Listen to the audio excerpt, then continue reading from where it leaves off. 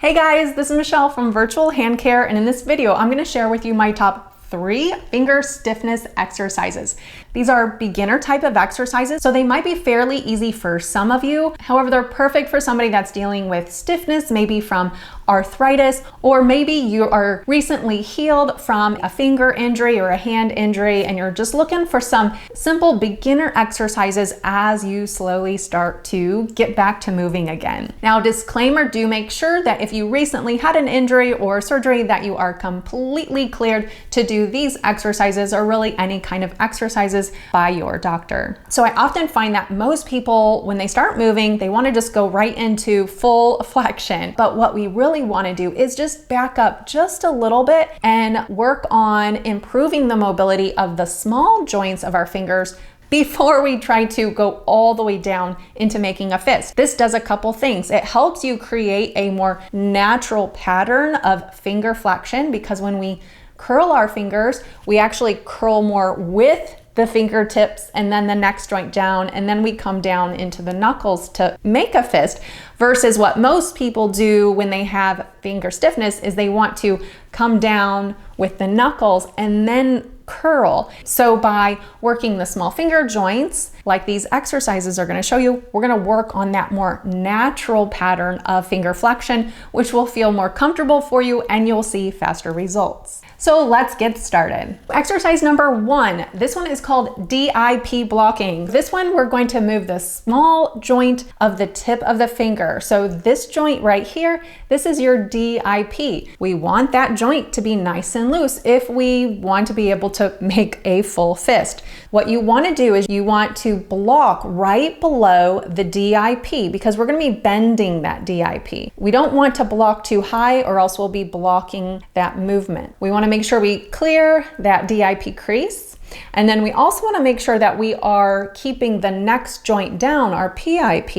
We want to make sure we're not letting that bend. To do that, we want to apply a little bit of pressure. So I've got my index finger clearing the PIP, and then I've got my thumb blocking that PIP from wanting to bend. And then you want to actively flex the tip of the finger down. But we are truly isolating this FDP tendon. It's the only tendon that bends the tip of the finger. So you would want to do about 10 of those, and you can hold it a couple of seconds if you want to, but what you don't want to do is just wiggle and go way too fast. We want some good quality movements, and hold just a couple of seconds so that you can really get a good stretch, a really good contraction. And then as you can see, you can do it on your other fingers too. So if you're working on the middle finger, you would block that way. And then if you're looking to do the ring finger, and then the small finger would look this way. As you can see, when I'm bending my small finger FDP tendon, my ring finger bends. And that's because they all are connected down here in the same muscle. So if the finger next to it bends, that's okay. Don't worry about that. Now, if you have stiffness of all the fingers, then I would really make sure that you do a good 10 of each of those fingers. Then you would want to do these a couple of times a day, as long as that stiffness persists. Exercise number 2, now we're going to go down to the PIP joint. Now, if your DIP bends a little bit with this one, that's okay. For some of you, you may not be able to do this motion without bending your DIP. But this is what it's going to look like for the index finger. Block the PIP here. And what you want to try to do is just get that PIP to bend. And now this is using my FDS tendon to help flex my finger. And we're also helping to really work on reducing that tightness in the PIP joint itself. Then you would want to do that to your middle finger if your middle finger is feeling that tightness. And then the ring finger.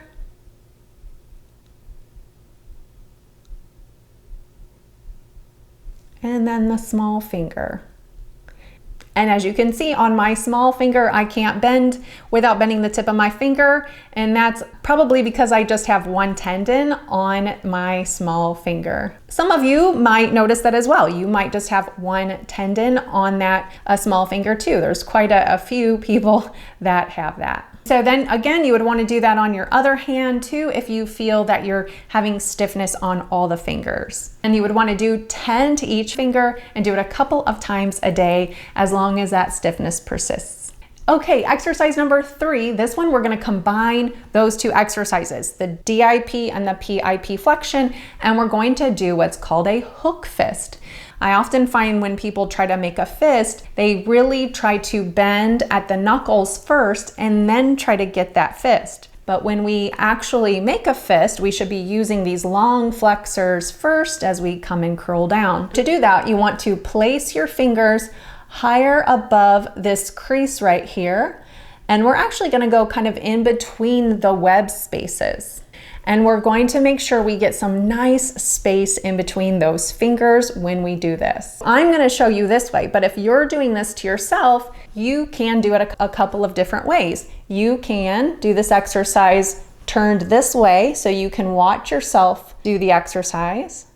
You can use your other hand behind you and do it that way as well if you want to. Whichever way feels more comfortable for you. I often find that by applying a little bit of pressure in through these web spaces really helps relieve some soreness when you're trying to do this exercise. And now we're going to go into what's called a hook fist and back up.